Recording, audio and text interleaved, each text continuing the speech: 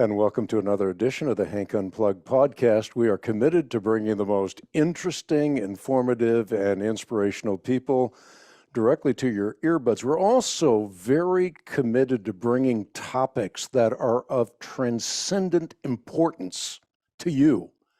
And today, I think we're going to talk about something that can't be surpassed in contemporary importance. We're going to talk about the 1619 Project. And we're going to talk about this project with Mary Grabar. I'll introduce her in just a moment, but let me first say this. If you enjoyed the podcast, please subscribe, rate, review. It helps a lot. I'll just give you a couple of 5-star reviews that I just recently saw, like 2 minutes ago. This is a fantastic podcast. Hank does a great job explaining complicated ideas in a way that everyone can understand, and he brings a humble and kind attitude to every conversation. I recently rediscovered Hank after growing up listening to the Bible Answer broadcast in our house.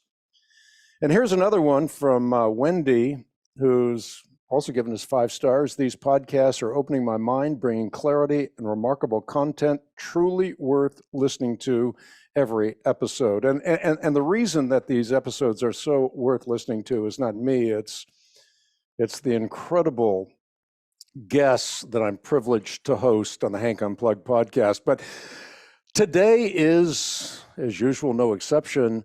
This is an encore performance by Dr. Mary Grabar.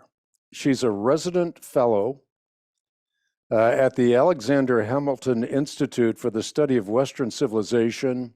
She taught at the university level for more than 20 years, most recently at Emory University. And she's written some incredible books. If you listen to our podcast regularly, you've heard her, and she's incredible. She wrote the book Debunking Howard Zinn, exposing the fake history that turned a generation against America. And now she's followed that up with a book that we're going to be talking about today, Debunking the 1619 Project, exposing, and this subtitle, is so important, every word, exposing the plan to divide America. And I want to read something from the inside flap. Forgive me for reading, but I think this is so powerful. If the United States is to be reimagined as an inherently racist regime, then Thomas Jefferson, the founding, the Declaration of Independence must be obliterated. In fact, no American hero's legacy can survive the 1619 Project's acid bath of lies. Even Abraham Lincoln, the great emancipator, is said to be intolerable, as is Frederick Douglass's celebration of America in his famous 4th of July speech. The aim of the 1619 Project is nothing less than to teach young Americans to hate their own country. This, again, from the back flap of Debunking the 1619 Project, exposing the plan to divide America. If you don't have a copy of this book, it's available for those who stand shoulder to shoulder with us in the battle for life and truth. You can get your copy by writing me at Post Office Box 8500, Charlotte, North Carolina, zip code 28271. You can also get a copy on the web at equip.org. And with that, I am absolutely delighted to have Dr. Mary Grabar back on the Hank Unplugged podcast. Thanks for being here. Well, thank you for having me again. You are welcome anytime. And as I told you before we went on air, your writing is exquisite. And I know that you humbly credit your editors, but you are an incredible writer, very clear writer. But this is an incredibly courageous project. To take on the 1619 project is no small thing, and I'm sure you have suffered greatly for doing so. I don't know if you want to start out by letting us know how this book has been received.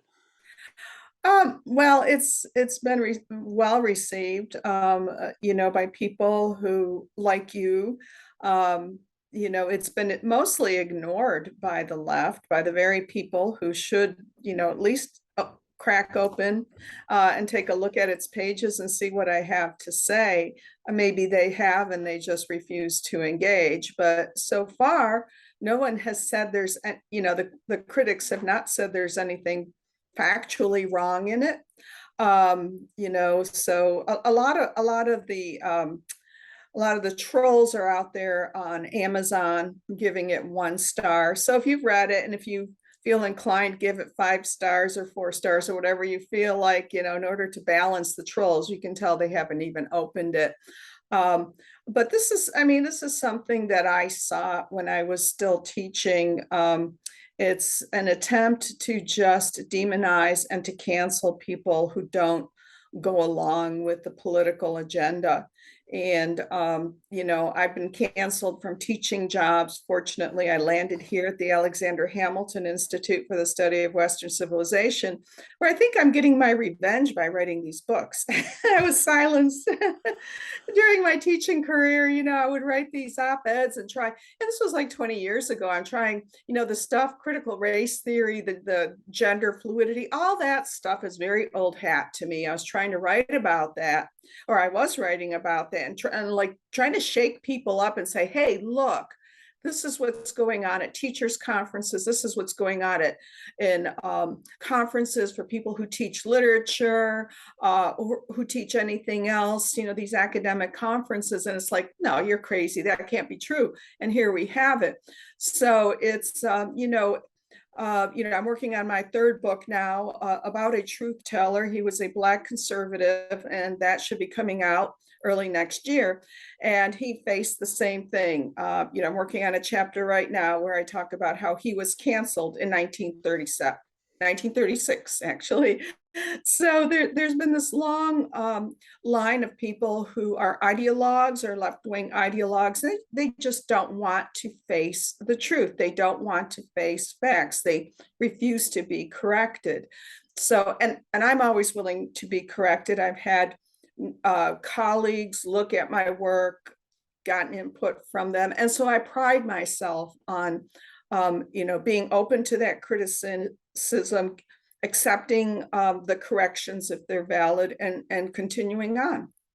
Yeah, this is not about a we they siege mentality. I mean, this is about civilization hanging in the balance. This is about preserving the truth about America as a bright shining light on a hill, not a perfect civilization. No civilization is, but certainly a civilization that ought to be commended for doing the very thing that the 1619 project condemns them for. And we'll get into the specifics of what I just said in just a moment. But if you will permit me, Mary, to do something in light of what you just said, I was thinking I might bring this up. I might not bring this up, but given what you just said, there's another scholar. And by the way, this is very interesting. Just today, I read an article by a scholar named Tom Mackaman, and it happens to be on the World Socialist website, no less. The title is American Historical Association President Issues Groveling Apology After Racialist Social Media Attack. And the story, as told by this scholar named Tom, is that we have the president of the American Historical Association, a man by the name of Professor James Sweet. He's from the University of Wisconsin. He makes an innocuous criticism of the 1619 project and ends up having to issue a groveling apology. So what did he do? He criticized the dominance of presentism in historical writing, which is, of course, the tendency to view history through the prism of contemporary social justice issues. And then he suggested that the 1619 Project's implication that slavery was a uniquely American original sin wasn't quite right. But then in face of social media criticism, like, as a white man, he has no right to make critical commentary on Black or African history. In light of that kind of criticism, Professor Sweet crumpled, tweeting out an apology. I take full responsibility. I am deeply sorry. I sincerely regret. I hope to redeem myself. Hopefully we're not going to get anything like that from you. No, I mean, once you start down that path, the next thing you know, there's going to be the firing squads. We're seeing this. I mean, we don't actually have gulags yet, but they've been doing this for years. They've been denying people who are critics, may have legitimate criticisms of deny them of their livelihoods. We're seeing it in healthcare now, and it's getting to be really bad. And it's people like James Sweet, who refuses to acknowledge any kind of an agreement with someone who is not of his political persuasion, who is doing the damage, who is setting us down this road. It's just like, under Stalin, his most devoted followers, after they executed people, then they were the ones who were executed. I mean, this is the way it's going now. So, people like James Sweet, who virtue signal, and no doubt would have fired people like me in the past, if he, I'm sure he sat on hiring committees, would not hire someone like me, or, people who are like me. Now he's getting it. And so, you go down this path, and it really does end in a very, very dark place. And a lot of people feel sorry for him. I don't feel sorry for him. He's doing this to himself. He is trying to save his own skin. He's a coward. And but he's not going to lose his livelihood. I lost, these adjunct teaching positions where I was just barely clinging on financially. This is what's happening. You've got the mob out there. You've got people who are very ignorant. They're the ones actually teaching. And they're the ones who are doing the canceling. And a prime example is the 1619 Project, the creator, who is one of the most ignorant, and I mean that in terms of being not having knowledge about her subject, as well as very bitter and willing to twist around things, facts, because of her bitterness. So let's talk about the 1619 Project. What's the essence of 1619 as opposed to 1776? Well, the word slaveocracy is used. So this nation is presented as being a slaveocracy. It falsely presents our founding not as being in 1776, but the arrival of the first Africans in Virginia in 1619. And from that moment on, Black people were either enslaved or were, exploited for their labor. They are the ones who built up the wealth of this country. No credit is given to any white people. They finally showed evil white people the path out of their wickedness, their sin. It's Blacks are without sin, the way it's presented. And so the founding needs to be understood as that moment, and we don't know exactly when that moment was. It was sometime in the latter part of August of 1619, when those first Africans arrived, because our country is built on the backs of the enslaved. Everything that is good about this country comes from them. Everything that is bad comes from the white people, who are all, to some extent, exploiters. So that's the basic thesis. And as the creator, Nikole Hannah-Jones, had it on her Twitter homepage for at least a year, it's intended to eliminate 1776. She had it crossed out, and above it was 1619. So that we should think of the founding of this country, which is really a slaveocracy, is happening in 1619. All those principles that were expressed in the Declaration of Independence have no meaning. They just mark the hypocrisy of the founders, who, are presented as all being slave owners or profiting from slavery. And so everything is turned upside down in terms of what this nation is.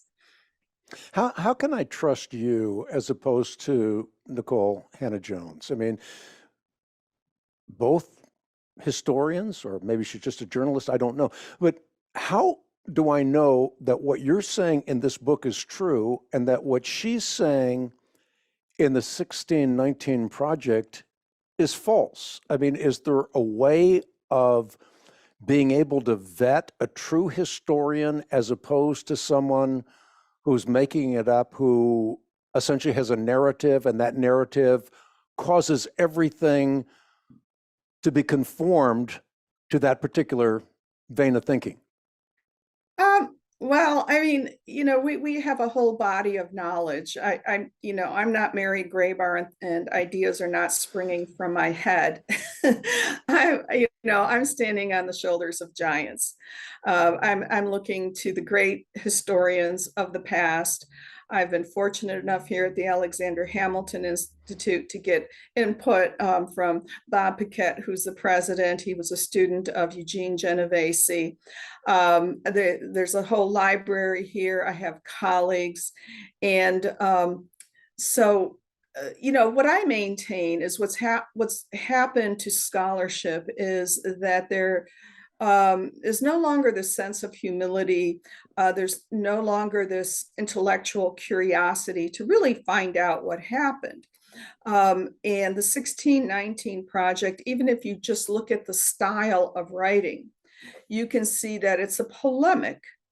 It paints people as groups, and people are presented not as individuals who face challenges during their lives, who were born into certain circumstances, who had weaknesses and strengths. They are presented in a Marxist fashion as embodying the characteristics of the group that they happen to have been born into, their biological characteristics and their class characteristics. And, so anytime you have a presentation of people that way, that's painted with broad brush strokes, and there's a paragraph that I quote from it where she writes, white people, lynched, burned, beat, black people, so it's white versus black. It's not, okay, this one individual did this, or this was the historical circumstance at the time where slavery and servitude were the norm. It's, people of a certain group have these characteristics, and it's very Marxist. I mean, if you had the kulaks and you had the proletariat, and so people were categorized that way. And so even if you don't understand slavery as a trans-historical international institution, and you don't know much about our founding, you can pretty much tell by reading, the way the 1619 project is written. It's not dispassionate. It's not even-handed. It's not fact-based. It's intended to rile up emotions, and it does so by purporting to present some historical evidence, but that is all. But that is distorted as I show, as I do the research and go through these very, well-known historians who have specialized in the subject areas. And Nikole Hannah-Jones has not. She is someone who is a journalist who has been writing about racial issues, and and so she has been cast as someone who takes on this humongous project. I mean, it's so egotistical to say that Nikole Hannah-Jones, a journalist, is going to reframe all of American history. I mean, that's just think about the hubris behind that. Yeah, and I think it's also important, Dr. Grabar, to go back and point to the trail that you have left. I mean, I can look at your book and go back to primary sources.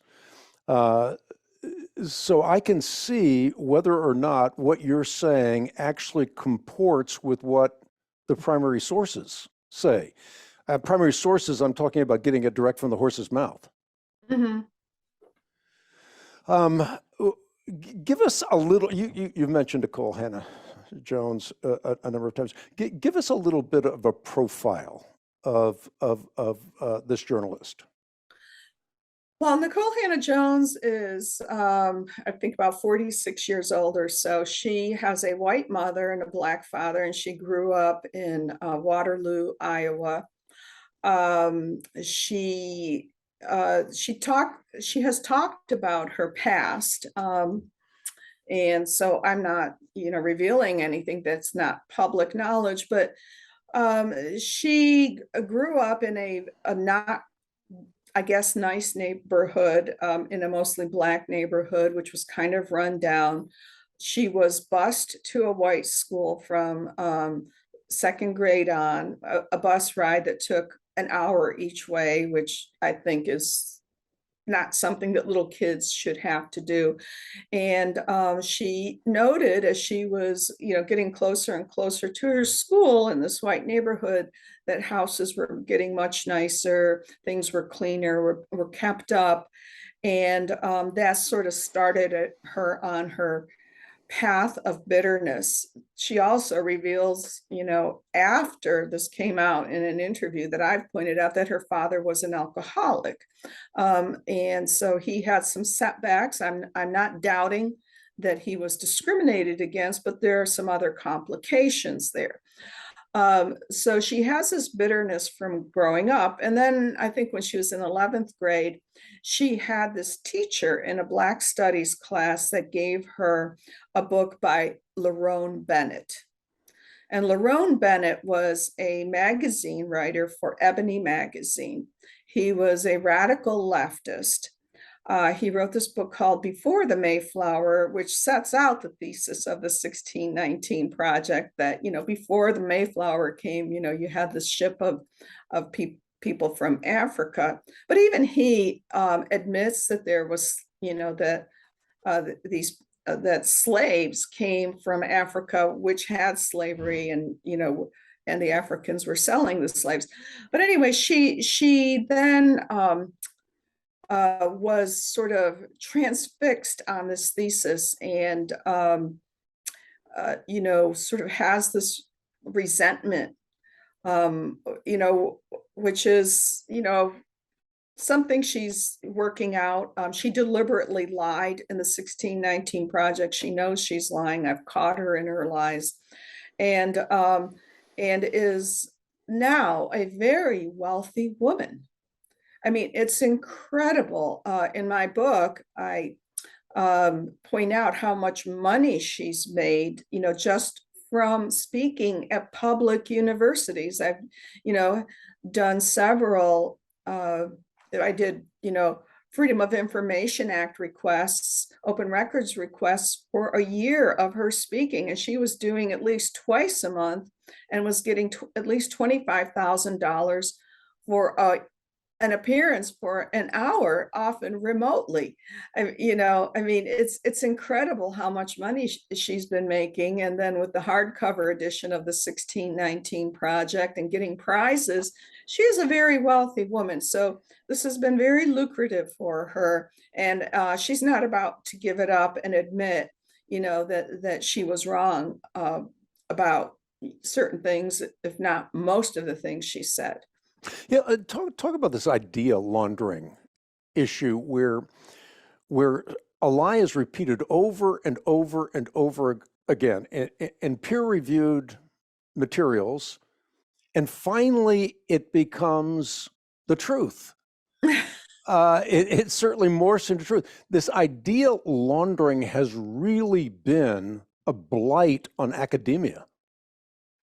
Yeah, I mean, it's like, you mentioned James Sweet. There are certain things you can't say. You can't talk about the fact that it was Africans who raided other villages and marched people who were shackled together to the coast and sold them to Europeans. Um, you can't say those things. You can't talk about the fact that a significant percentage of free Blacks in this country also own slaves. That there are certain things that have become verboten in academia. And so we grow up with this idea, I mean, when I grew up, I just thought, we had invented slavery. I grew up in the North, and it was the bad Southerners who had slaves, and that's why we fought the Civil War, and it was all white versus Black. And I think it comes out of fear. You will be ostracized in academia. You have to sort of toe the party line. You won't get a job. And if you do get a job, you will be at risk of losing it. And people, they like to virtue signal. They like to, say, hey, look, I'm a great person. And quite frankly, I think a lot of it has to do with white saviorism. I mean, that's a term that's been poo-pooed, but I've been thinking about it quite a bit, and it arises from the desire of many white people to, it's actually a way of treating people of other races unequally. It's a sort of a paternalistic viewpoint. You can't say that about those people. They've never done anything wrong because they haven't had any power, and so therefore they're like innocent little children. And that's sort of the attitude that has gained traction. And of course, there's always been the Marxist agenda, which is to divide and conquer along racial lines. I mean, as soon as the communists set up office in 1919, they set out to follow Lenin's orders and to, rile up, racial animus and, make things a lot worse. And, in order to point to a sort of prejudice-free, socialistic utopia. Yeah, I want to get into why we know that the 1619 Project is a false narrative. But I also want you to comment on another article that my son gave me yesterday. And this is an interesting story. It all starts with a tweet, August 28, by Rachel Richardson. She's a Duke Blue Devil volleyball player who says that she was targeted racially, that she was heckled throughout the entirety of a match against BYU, And she says that heckling was done by racial bigots. Then she accused BYU's coaches and the game's officials of having failed to take the necessary steps to stop the unacceptable behavior and create a safe environment. Then her godmother, Lessa Pamplin, who happens to be a criminal defense attorney, who's running for judgeship in Texas, tweets this: "My goddaughter was called the N-word every time she served. She was threatened by a white male, told to watch her back going to the team bus." And then you have this tweet coming from this godmother who famously asked CNN why they consistently interview dumb, I don't know if I can say this word in the air, ASS, white women, and you poor white, I can't say this word, MFers, can't take it, and white women and men always disappoint. Imagine a Caucasian saying something like that. Then you have LeBron James saying to Rachel, "Be black, we have your back." Then you have Richardson's father corroborating the story, gives unqualified credence to the story. Then you have the governor of Utah, Spencer Cox, who says, quote, "I'm disgusted that this behavior is happening and deeply saddened. If others didn't step in to stop it, we have to do more to create an atmosphere where racist a-holes like this never feel comfortable." Then you have the New York Times, Washington Post, CNN, Sports Illustrated, NPR, to list a few, all publishing predictable think pieces, despite the fact that there's no evidence that this ever happened. And when I say this, first of all, BYU issued an apology, a contrite apology. Then they followed that up by saying, "We reviewed all available video, audio, security footage, raw footage from all camera angles. We reached out to more than 50 individuals who attended the event. We interviewed security. We interviewed fans." And then they say, "We found no evidence that any of this ever happened. And if anyone with evidence to the contrary wants to come forward, please do so and share it." This sounds like the Jussie Smollett story, but the reason I bring this story up is there's no investigative journalism. Everybody jumps on the story, it fits a narrative. Mhm. It becomes popular, the person becomes famous, and there's a person who is mentally challenged who becomes the brunt of all of this. He's the one Yeah. that supposedly did all of this, and then they had to issue an apology to him. Y- yeah, I mean, it's, well, these false historical narratives feed into this. I mean, it's it, and it really, I don't know what goes on, like, why someone like this athlete would do this. I mean, I think they've probably got some emotional or psychological problems. Um, and it's a way to, maybe they're starving for attention or something. But it's really an intimidation tactic. It's the way to get the whole system to come to your defense. And Well, she mentions, Mary, in her tweet that she had just gone through uh, this incredible diversion, equity, inclusion, a seminar, and it really helped her to understand just how bad racism was in this country. yeah, I mean yeah, that's feeding into it. And so you start off with something like the 1619 project, which has been made into prepackaged lessons that complete with scripts for teachers and worksheets for kids, beginning in kindergarten, and they're reading this stuff.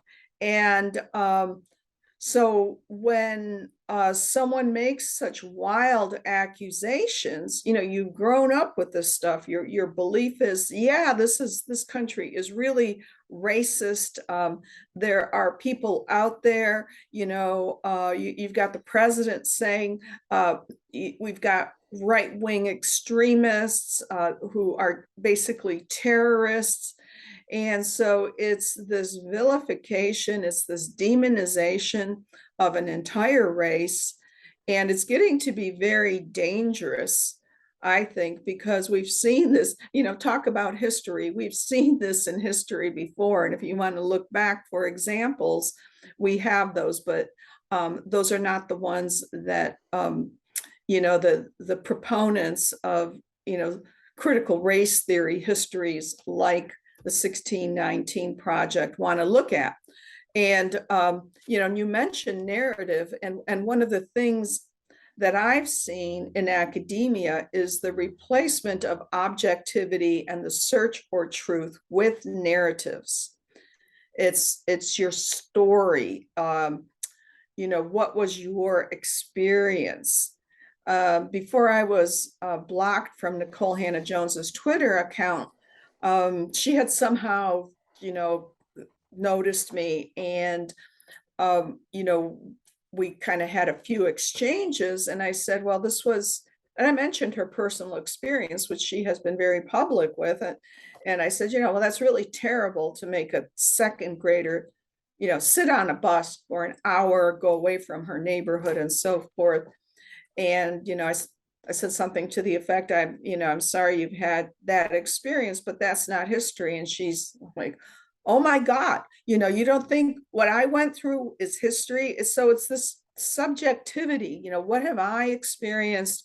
What has been my lived experience? Not, let's take a look at the big picture. Let's look at the evidence. Let's try to be as objective. And so you get into these narratives, and and it's really kind of crazy making these DEI workshops, diversity, equity, and whatever it is, inclusion, right? So you start looking for evidence of microaggressions. I mean, that's a crazy concept, right? And so what is a microaggression? Is a microaggression from a white person ignoring you? Well, yeah, that could be a microaggression. Is it a white person being very friendly? Oh, that could be a microaggression.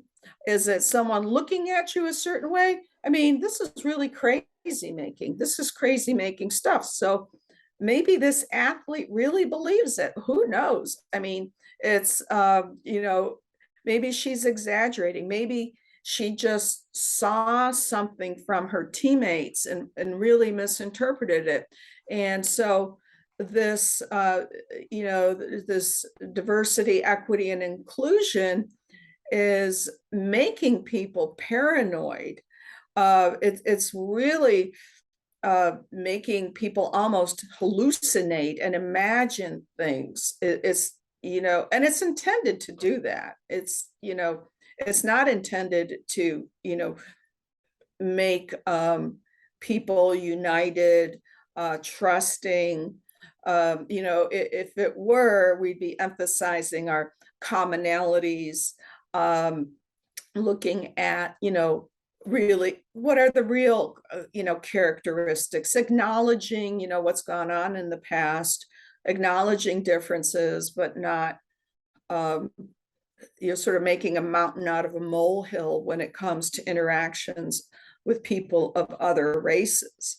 So this 1619 project is clearly a false narrative, demonstratedly, a false narrative that slanders such people as Abraham Lincoln and Thomas Jefferson.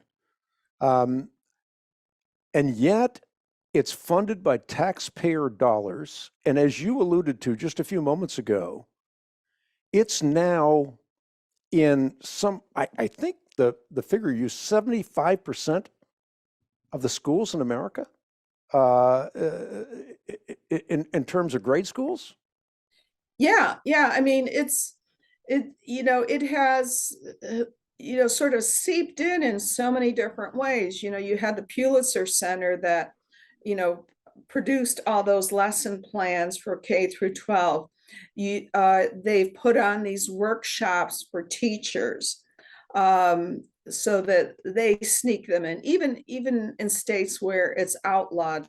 I mean, I've observed these online, and they share tips, which is what these leftist teachers tend to do when they get together. It's being distributed in libraries. There was a campaign for people to buy up multiple copies of the hardcover edition of the 1619 Project, which is a 500 plus page book, plus a children's book, donate it to school libraries. The lessons are distributed by Learning for Justice, which is the educational arm of the Southern Poverty Law Center. There are these companies that are producing news programs at appropriate grade levels for students. They're incorporating the 1619 Project. So in some way, students are going to be exposed to it, most likely. I mean, and it's in the media, of course. And now there's this big supposed pushback claiming that, that the states that are forbidding the teaching of it because of its historical inaccuracy are engaging in censorship. So I think this week is Banned Books Week. And so they're, running with that. And of course, the banned books are books like my book, challenge you to find my books in any high school library, or even, just traditional history books. What's so troubling about all of this is you have someone who is as erudite and bright and sophisticated and highly positioned as Kamala Harris, who has praised the 1619 Project as, quote, a masterpiece. You have a U.S. Supreme Court Justice, Ketanji Brown Jackson, who promotes the 1619 Project and speaks of Hannah Jones as an acclaimed investigative journalist, and says that this is a credible, reliable, historical piece of work, when they have all of the resources at their disposal to demonstrate that it is not. You have the New York Times. It is absolutely incredible how a lie can travel, to paraphrase Mark Twain, a lie can travel halfway around the world before truth has had the chance to put its boots on. Yeah, I mean, it's I think it's a willful distortion. They've got to know the criticism that it's received. They're both ideologues, and it's really scary to think that a Supreme Court justice is. And it's and like I said earlier, there isn't this effort to engage, to go back and forth, which has been the traditional method in scholarship. It's to present your research to others, to colleagues, and to have this give and take, and to defend what you say. The 1619 Project, think about it. Why is it put in schools? Well, a second grader can't say, that's not true. A second grader is someone who, doesn't know anything yet, and is easily manipulated emotionally. And then you have teenagers, and they're manipulated through peer pressure. And so, when you think about it, who does Nikole Hannah-Jones talk to? It's people who agree with her ideologically. It's college students. It's never with colleagues who are even mildly critical. So you're presenting this as if it were the truth, and the fallback that she has is that if you dispute anything she says, you are a racist. So it's a way to achieve power. It's propaganda. It's like Soviet propaganda. It's wiping out individuals from the historical record, doing Photoshop, doing it in writing and in visual representations. And it needs to be called out for being that. It's not an alternative history. And one of the things I point out in my book, Debunking the 1619 Project, is Nikole Hannah-Jones pretends that she is the one, with the help of her high school teacher and Lerone Bennett, to have discovered this year 1619. That's nonsense. It's something that Black historians, white historians have known. It's an area that It's been celebrated. Yeah, it's been researched extensively by real historians. It's not something that she has uncovered as an investigative journalist or someone who has this particular genius for, sort of unraveling the truth about history. It's been well known. There's nothing that is, secret about it. It's a big sort of marketing project. And, she had the help of the New York Times, these billionaires funding left-wing nonprofits. And it came out at an opportune time because, the following year we had the 1619 Project riots, ostensibly about, the death of George Floyd, but from all the historical monuments and statues that were attacked, it seems to have nothing to do with George Floyd. So it is something that has very little to do with history. It has a lot to do with propaganda, and it has a lot to do with marketing and big money behind it. Let's get into the details of that. Hannah-Jones contends that slaves at Thomas Jefferson's Monticello plantation, which was near Charlottesville, Virginia, struggled under a brutal system of slavery, quote, unlike anything that had existed in the world before. You say that that is an error of such magnitude that only a profound ignorance of history can excuse it. Yeah, I mean, it's like, where do you begin with that, And so, in that chapter that takes that phrase as its title, I tried to go back and give an overview of the practice of history, since time immemorial, and how universal it was. It's been practiced by all major religions and all continents where there have been human beings. It was the norm in 1776.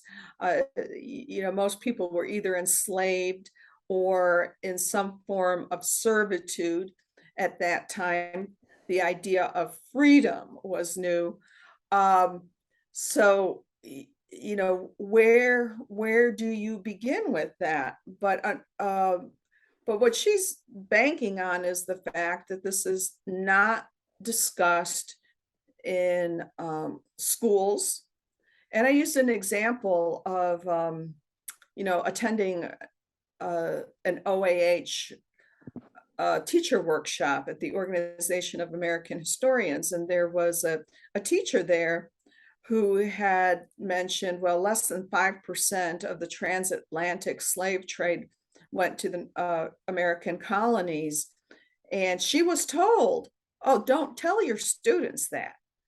Students need, what they want is students to have this idea that it was, only the colonies, the American colonies, and then the states that had slavery, and that all the people that were taken from Africa, supposedly kidnapped by whites. And I show that that's not the case. It was tried. The Dutch tried it, and they were soon slaughtered, and they gave up on that idea. When they did do it, they would have, and that was very rarely, they would have to get tribes, African tribes, to help them. So there were always Black people involved in getting the slaves, the African slaves, in the first place. So that is just, that's such a glaring omission, but it has to be there in order to promote the thesis that this nation was founded as a slaveocracy, and it remains a slaveocracy to this day. In so many respects, there is still racism. Black people are still oppressed, and therefore we need reparations. And that's the purpose of the 1619 Project, is as a historical argument for reparations. I think one of the things we have to get at here is that the most radical thing is not that America participated in slavery. The most radical idea that ought to be underscored is the abolition of slavery.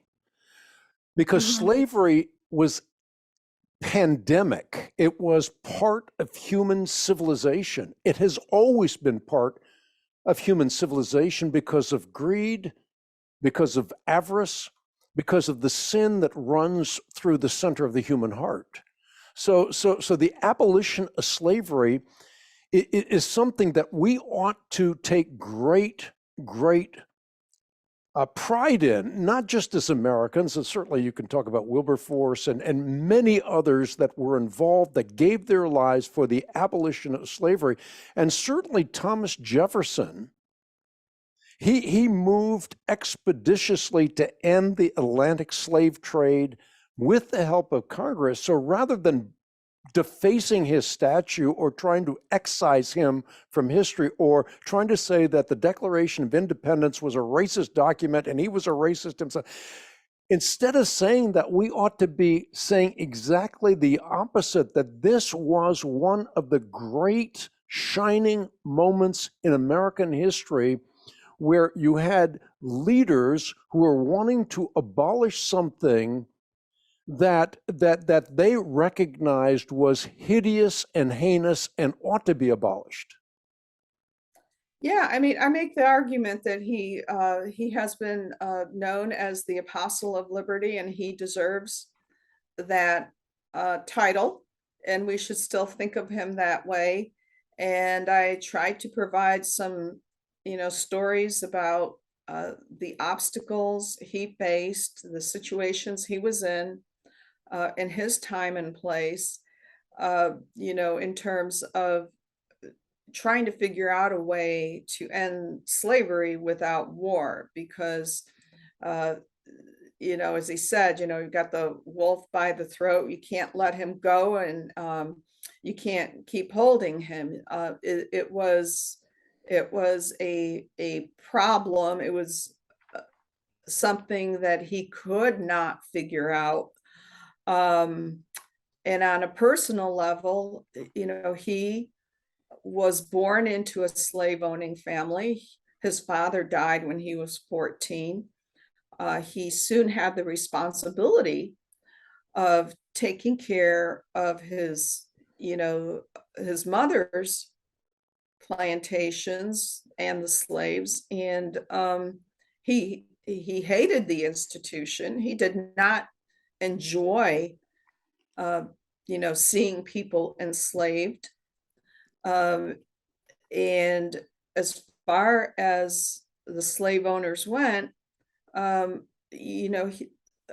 someone who was enslaved by Jefferson probably was much better off than with a lot of other slave owners, including Black slave owners who were in Virginia and elsewhere. Why has that largely been expunged from textbooks, the fact that there were Black slave owners?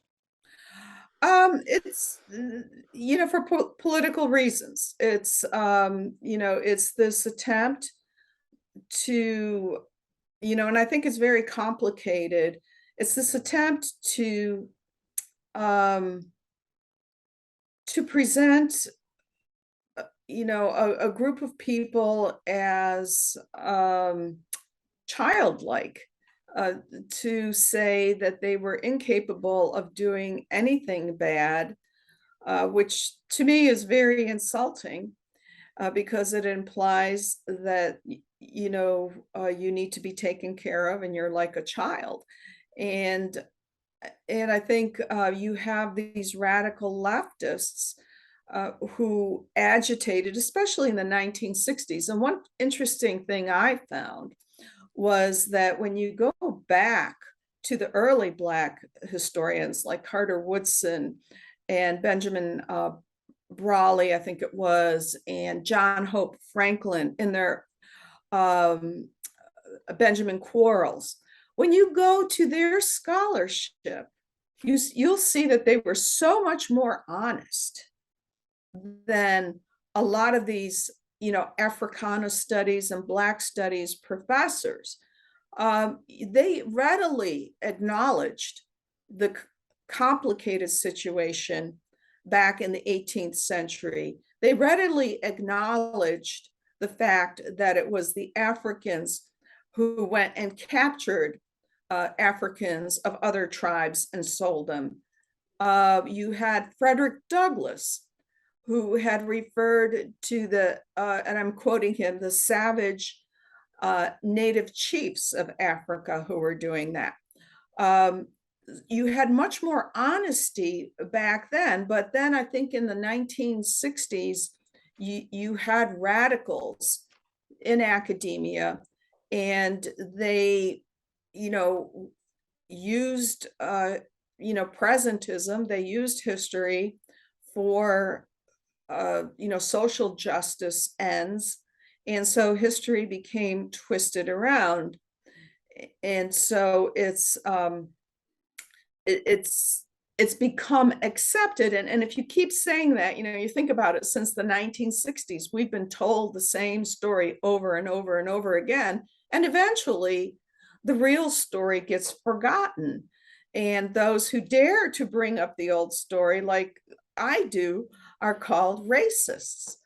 So, we need to push back against that. And I deliberately, use the research of these, distinguished and very accomplished Black historians from 100 years ago in order to make this point. I think you mentioned a phrase that bears some illumination and unpacking. You mentioned the phrase "the wolf by the ears," which is a title Right. of one of your chapters. I said ears. Yes. Yeah, Jefferson actually said, "We have a wolf by the ears, and we can neither hold him nor safely let him go. Justice is in one scale and self-preservation in the other." And that underscores the fact that this is a tricky situation. Jefferson hated slavery, but he was, as this phrase aptly puts it, he was in the position of holding a wolf by the ears. Yeah, I mean, after the Haitian Revolution, which is lauded by Nikole Hannah-Jones and her allies, where you have a majority Black population, as sometimes there was in the southern states, or close to a majority Black population, there is a very real danger there, uh, and uh, and the tragedy of the Haitian Revolution, as Gordon Wood points out, is that just as we were moving to abolitionism, we have the Haitian Revolution, and you have all these people swarming over here, and bringing their own enslaved people who are inspiring Blacks here to become violent, and suddenly the sentiment for abolition is thwarted because rightfully you don't want whole communities wiped out where you have these roving gangs slaughtering women and babies in the middle of the night, which is what happened in Haiti. So what do you do? How do you stop it? One of the things was to end the Atlantic slave trade. Okay, let's start there. And Jefferson, as president, made sure that that was done. He wanted to end slavery incrementally. He did not want a war, and it's always better to make changes without bloodshed. And unfortunately, he wasn't able to do that, nor were a lot of other people who wanted to as well. If you go back and read the original draft of the Declaration, it's very clear that Thomas Jefferson was profoundly, deeply disturbed by slavery. He wanted to abolish slavery. I don't think there should be any historical consternation about that. It's absolutely plain and clear. But as you say, I mean, this kind of radical change requires a balancing act, and that's where he was.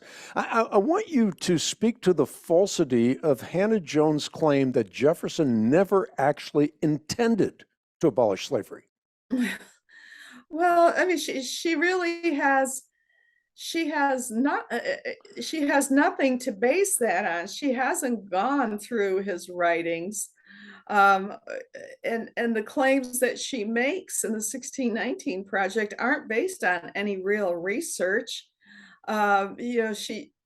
We've got historians that spend their lives looking at this, and have come up with the opposite conclusion of Nikole Hannah Jones, but she refuses to look at that evidence, and so she pretends that she is able to read the hearts and minds of these people in the past, and she hasn't done her homework. She's not a historian. She's acting out of resentment, but it's not scholarly curiosity. She doesn't want to know the truth, and the 1619 project is a polemic.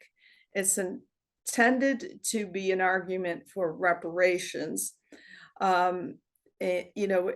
She believes that white people owe her something, even though she is a celebrity now. No academic could ever hope to achieve what she has achieved in terms of influence and in terms of money. So it's just propaganda, and that it's propaganda masquerading as history. It's the kind of propaganda that Howard Zinn put forth. It's he and Hannah Jones use these rhetorical tricks. They pretend that they are uncovering something that's been secret. And I think people naturally want to know, oh, wait, is there something that, people have really been trying to keep secret? Yeah, and especially teenagers, adolescents, right? Oh, your patriotic story is completely false. They like that. And so these two people are propagandists. They're pretending to be historians or to be writing about history, but they're not. They're twisting it around to their own Marxist political ends. Well, what about the narrative that Thomas Jefferson fathered black children? That's wrong.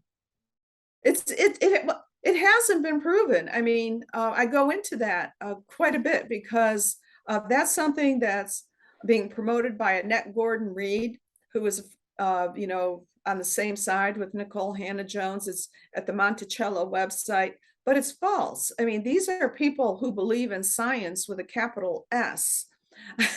you know, and as I, briefly described, there was a report put out by 13 scholars, historians who are Jefferson authorities, and they came to the conclusion, except for one mild dissent, that historically speaking, Jefferson did not father any of Sally Hemings's children. And the DNA evidence shows that there's about, I think, a 7% chance that he could have been the father of her youngest child, which he would have had to have fathered when he was 65 years old. So, and then the family did not allow further DNA evidence testing that would have confirmed that. So you kind of have to wonder. But yeah, this myth is being put forth, at Monticello, which is often cited as, being, a truthful source. And as I've written about recently, Monticello itself now, the tours, the displays, the website is slanted, and that the idea that Jefferson fathered Sally Hemings's children, that was a rumor that was started by a political enemy. It was, treated as such by legitimate historians, and then it was revived by Fawn Brodie in the 1970s, and then it was picked up again by the other historian. She's not a historian, she's really a legal scholar, Annette Gordon Reed, and now the 1619 Project is taking off with it.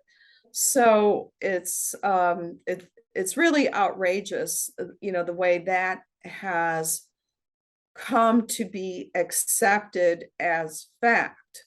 It would take an extraordinary uncovering of evidence to show that Jefferson, had fathered all her children. It just isn't there, and the evidence points to the opposite. So that is a falsehood that is being perpetuated over and over again. Kind of like the myth that Jesus was married to Mary Magdalene. I want you to talk about Abraham Lincoln. I think this is one of the most horrendous parts of the 1619 Project. Lincoln is denuded of his title as the great emancipator. He's also now diminished in the eyes of so many millions of Americans. And I think that's one of the most horrendous things. I've spent a lot of time reading Abraham Lincoln's, let me put it this, reading Abraham Lincoln from the horse's mouth.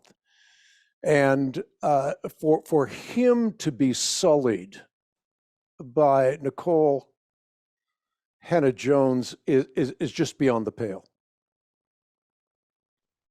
Yeah, I mean, and a lot of it has to do with innuendo, and putting undue focus on certain small events and ignoring other things like the Lincoln Douglas debates, or what Frederick Douglass thought of Lincoln, just focusing on an event like when he met with, I think it was 5 distinguished Black men about colonization, which it's a complicated matter, but it's presented in the 1619 Project very simplistically, as Lincoln wanted to just ship every Black person off to some hot place where they would perish. It wasn't that way at all. Colonization was something that a lot of the free Blacks themselves believed in. And it was, one of those situations for Lincoln, that presented itself at that particular time. He, knowing that, Blacks would not be accepted as equals in many places in America, tried to find a solution. And it was also something that Jefferson thought of. He thought, a lot of people thought that colonization was a form of repatriation, that this group of people would be happy to be back where they came from. I mean, that wasn't the case. And it's also the innuendo. One thing I noticed about the scene that she presents, where Lincoln is meeting with these men, and she presents him as towering over them, and as if he's some kind of ominous figure that's threatening them and forcing them to encourage colonization. And certainly, if you read Frederick Douglass, you will see that Lincoln did not come across that way. And what I tried to show in Debunking the 1619 Project is what is left out. And what is left out is how Lincoln treated Frederick Douglass. And, which was very radical for the time. And Douglass's own accounts, describe Lincoln as having a meeting with him, letting him go to the front of the line as all these men were sitting there on the stairwells, so many people trying to visit with Lincoln and talk to him. And Frederick Douglass is ushered right in. You won't see that in the 1619 Project. And of course, here we have a president who was assassinated for, his position. I mean, that's not enough. If that's, not something that's acknowledged, well, what is, and that's, the big objection to the 1619 Project. There are no good white people there. There's no acknowledgement that abolitionists suffered deprivations and sometimes were killed.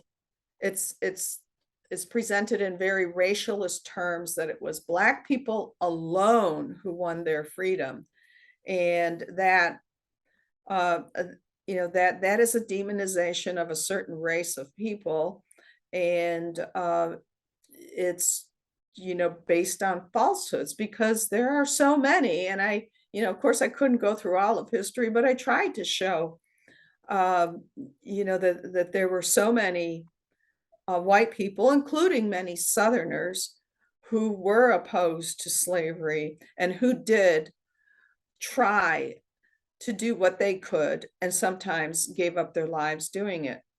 One of the points that you make in the book is that Douglass called Lincoln, quote, one of the noblest men who ever trod God's earth. That's not something you'll hear from Nikole Hannah-Jones. No. Something else that I think is worth pointing out, you write on page 194 of your book, and I'm quoting here, after talking about Lincoln debating pro-slavery Senator Stephen Douglas, you point out that Lincoln's principles were so well known that 7 Southern states ceded from the Union out of fear that his election as the first Republican president was a mortal threat to the institution of slavery.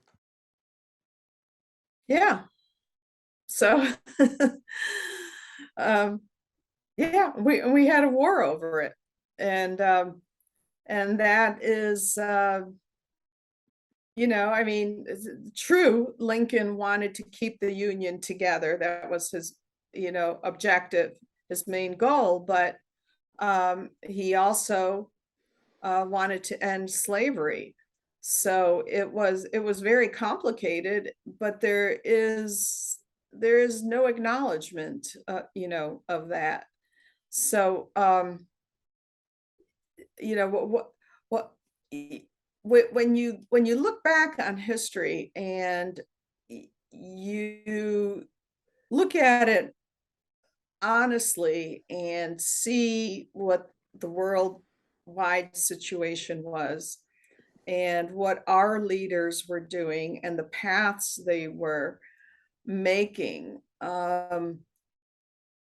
and there is no acknowledgement of that, well, then that's a history, based on lies. Well, I think there are, you talk about the context. I mean, in the 18th century, you had Scottish empiricist philosopher David Hume rendering blacks naturally inferior to whites. You had Charles Darwin, who reasoned inequity or inequality to be a self-evident truth. And in view of that context, that historical context, you have eugenics being popularized by the founder, the birth mother of Planned Parenthood. And yet you have Lincoln saying, if slavery is not wrong, nothing is wrong. And I think another point that ought to be underscored, if you could, is that Nikole Hannah-Jones seems blinded by her allegiance to the Democratic Party, and there's nothing mentioned whatsoever about the reality that the Democratic Party in those days was the party of slavery. Yeah. I honestly, I think about it, I think, what would Nikole Hannah-Jones have done, in the 18th or 19th century if she had the opportunity to own slaves, you know? And a lot of these critics, so, it's, I mean, their argument is that the parties have changed, that, since about the civil rights movement, that the Democrats are the people who are for liberation and equal rights. But Nikole Hannah-Jones is a far left Democrat. She aligns politically with the squad. If you look at her Twitter feed, she's always retweeting things that AOC would agree with, and that group of women. So she can't see out of those. She has those ideological blinders on, and it's unfortunate. I mean, she can have those, but she shouldn't be writing distorted history that's then taught to school children and college students. Yeah, I think another thing that you point out in the book is at the time of Lincoln's assassination, Democratic newspapers were printing racial slurs, and even before his inauguration, Lincoln was getting death threats. And as you pointed out earlier, he was ultimately assassinated by John Wilkes Booth, who was a Confederate sympathizer. Yeah, yeah. I mean, and that was, after he heard a speech where Lincoln, I think, was proposing giving certain Black men the vote. And, he was enraged by that. So, and you also have to take into account the time that Lincoln was living in. And, one of the things that, the 1619 project does is it applies our standards today to, what was going on then. Of course, today we would say, it's no big deal to allow Black men to vote, or Black women, or anybody. But as far as that goes, Lincoln was far, far ahead of his time, and that should be acknowledged. And I think from a certain personal perspective, he hated slavery. I mean, he was from a poor family. He was hired out by his father. He knew what it was like to, have someone else take the money that you've earned by the sweat of your brow. When he was working, I think he had a raft to transport people down the river. He saw these slaves shackled. He was deeply struck by that. He hated the sight of that.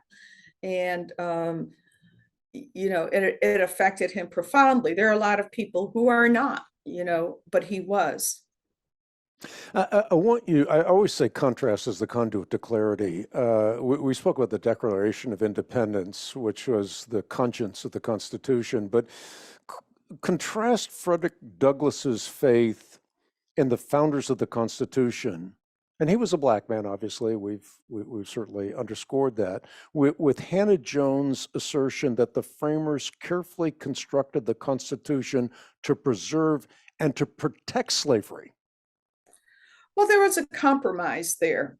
If the the people who did not like slavery insisted on getting their own way, there would never have been a constitution.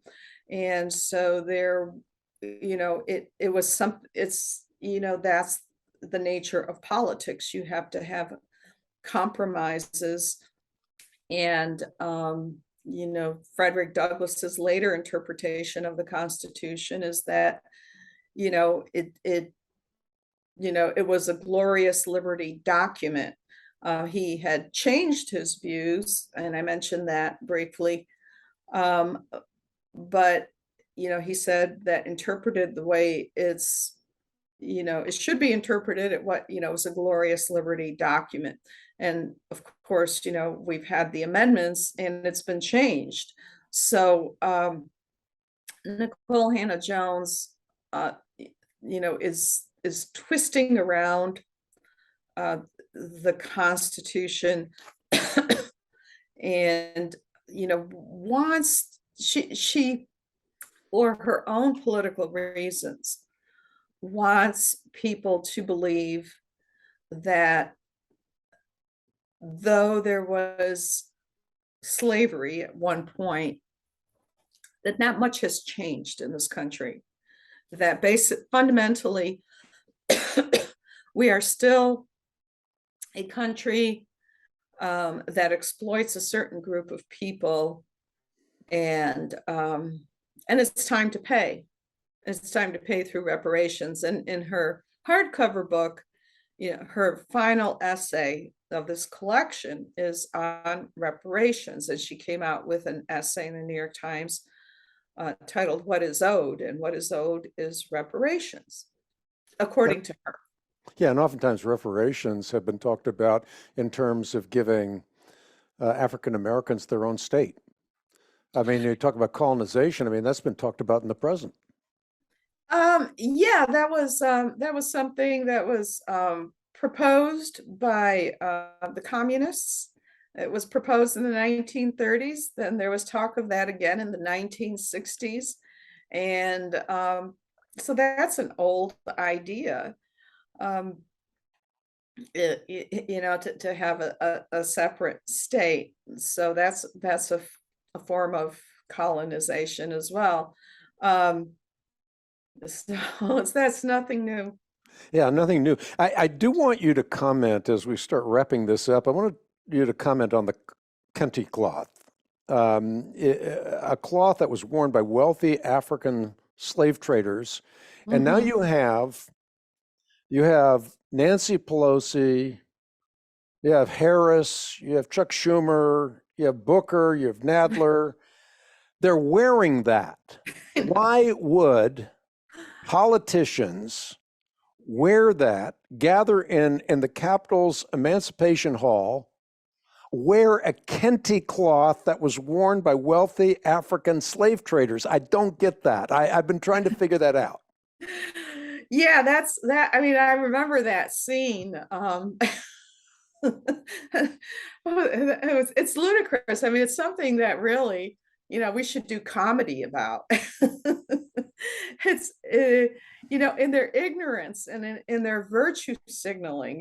This was during the summer of George Floyd.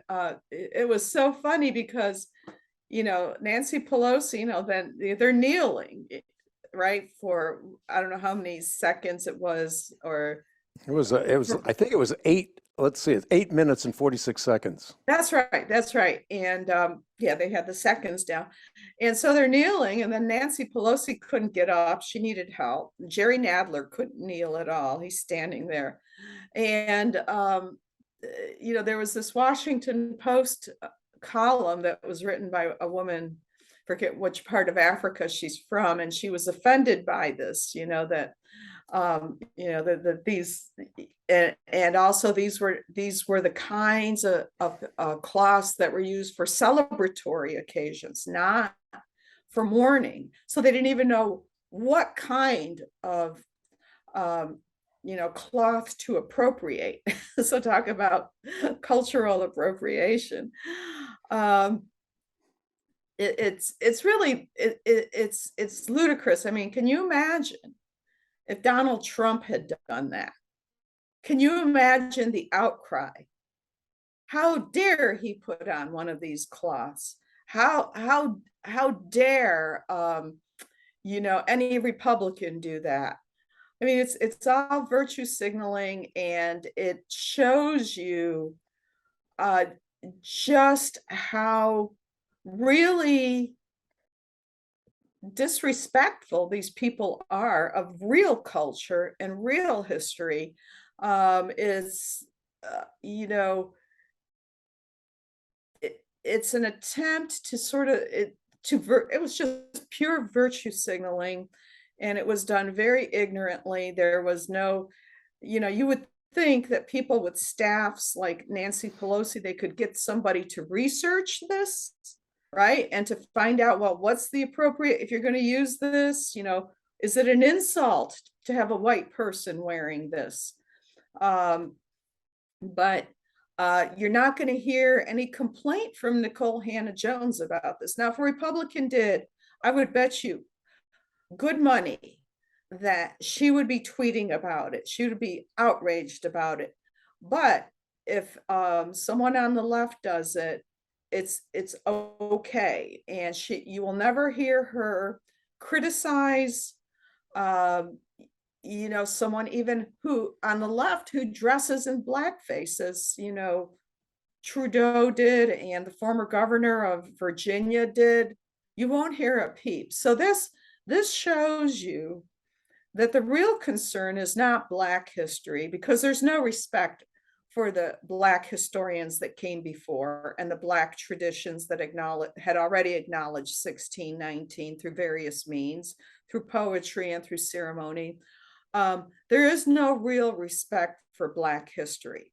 There's no respect for history, period. I mean, period. And one of the things that you point out in the book is that Marx has made the point that the institution of slavery made America great. And therefore, today, we've kind of followed that narrative, that it was Marx, he writes the institution of slavery made America great, and therefore you can't say today, make America great again. Yeah. Um, well, right. I mean, it's it's the old thesis that, it's the Marxist thesis that the labor was expropriated from the slaves, and we cannot say that that America is inherently great. It has to be. You can't celebrate America. You can't have 4th of July celebrations anymore. You have to have dirges. You have to have ceremonies that, just remind us of, people who had suffered before. America is not great according to the 1619 Project, for sure. It's terrible. How critical is it to have an antidote like your book? I mean, I would promote this book. I've read it carefully. I followed the threads. Our research department has looked into the authenticity of what you've written. Oh, good. So I can stand behind this book, Debunking the 1619 Project, Exposing the Plan to Divide America. But I want to sort of end with your take on how we can do something about this. Do you try to remove a book like this from schools? In other words, are you for censorship, or do you think that's just the reverse ideological iron boot? Do you try to shed light on this? I don't think you're for censorship, are you? You're for shedding light on this and bringing this out in the open so you can have an open and honest debate. Well, it's a false notion that the people who want to take the 1619 Project out of classrooms are for censorship. I mean, I think most people would agree with me. If you had the 1619 Project, New York Times wants to publish it, Penguin Random House wants to publish it, fine. I don't care. But when it's put into schools, that's where we have a problem. And we know it's false history. And we know it's history written in a way to inflame and to divide. That's its purpose. And by the same token, we would agree. I mean, 2015, I think it was, and I think I used this incident in my book. A woman, a mother, a Black mother, her son had brought home his history book, which referred to the enslaved people as workers. I mean, in other places in the book, they were acknowledged as slaves, but in one use of the word workers for enslaved people, and she objected. And this was a major publisher. They agreed to change future editions. Okay, it's costly to make those changes. Mm-hmm. This was one word. The change was made. And by the same token, if the textbook had glorified slavery and said that these people were all happy and dancing and they liked being slaves, we would say, wait a minute, we're not going to teach that in the classroom because that's wrong. So if you're willing to take out a history book that is wrong in that respect, you should also want to take out a history book that is wrong in the other respect. So they're being inconsistent. They insist that, the old textbooks that were, influenced by the Daughters of the Confederacy were horrible. They presented a false picture. Those should never be taught. Well, the 1619 Project presents a false history, so it should not be taught. And if people want to go out and buy it, hey, let them do it. You're an adult, you can use your money for what you want to purchase. And by the same token, I would also say, allow my book and others that have provided a counter to it to be out there as well. And you have Twitter and YouTube so often censoring information that they consider to be false information. So they want to look at that information, they want to vet that information, and then they want to repress it if it is indeed false.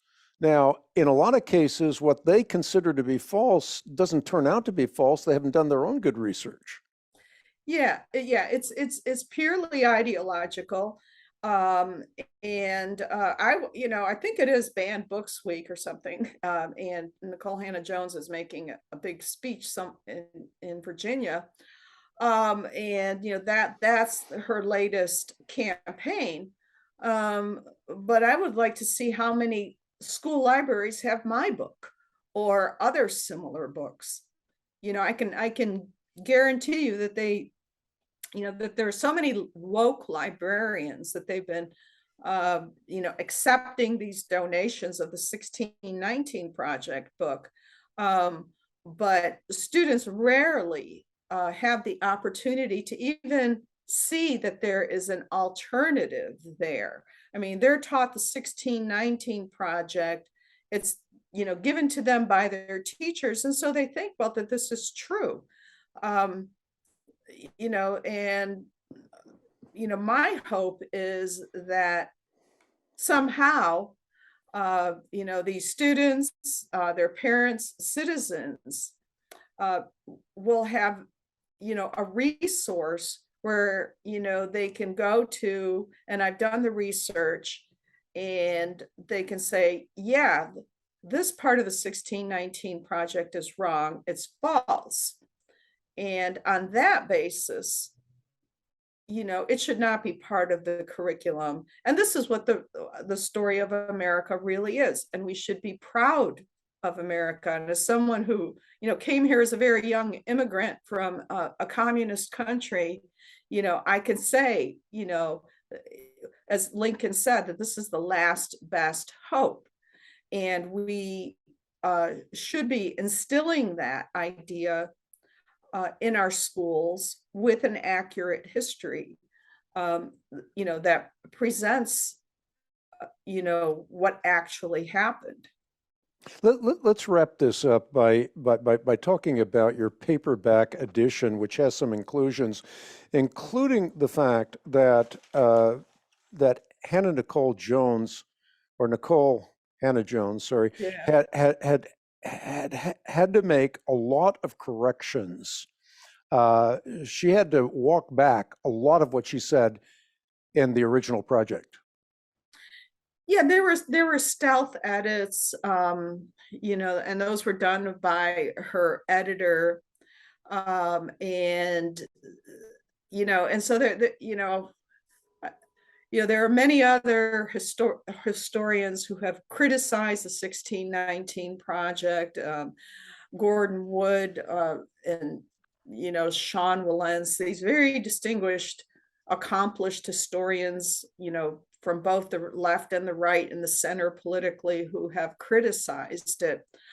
And she knows that there have been criticisms. And so, in the months leading up to the release of the hardcover edition, which is just an expanded version of it, it's, there are more creative works, what they call poetry, and sort of, I don't know, responses to historical events, and there are essays. But in the months leading up to the release of that book in last November, Nikole Hannah-Jones was bragging that there would be 1,000 endnotes. This was going to be scholarly, and once and for all, it would answer her critics. And so I got a copy of the book, and I looked at the endnotes. I did a deep dive, and come to find out the vast majority of those endnotes are not legitimate.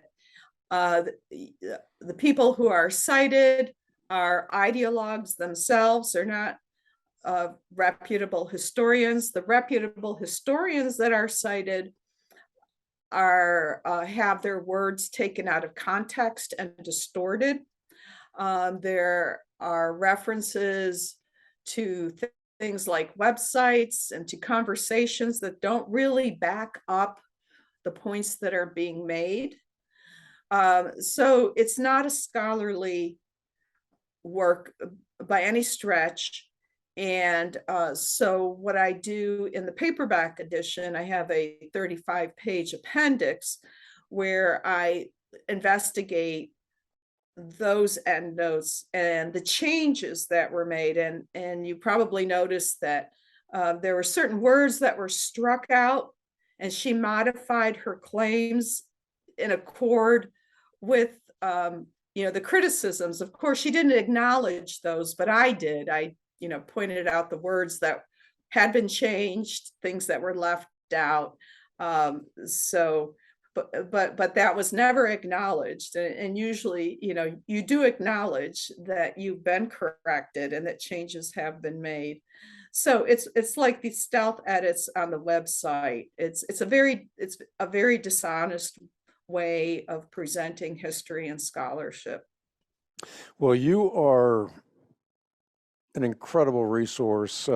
This is an incredible resource. We have the paperback now, as you have described it, Debunking the 1619 Project, Exposing the Plan to Divide America. Must reading, available for all of you who stand shoulder to shoulder with me in the battle for life and truth. You can get your copy by writing me at P.O. Box 8500, Charlotte, North Carolina, zip code 28271. You can get your copy by going to the web, equip.org.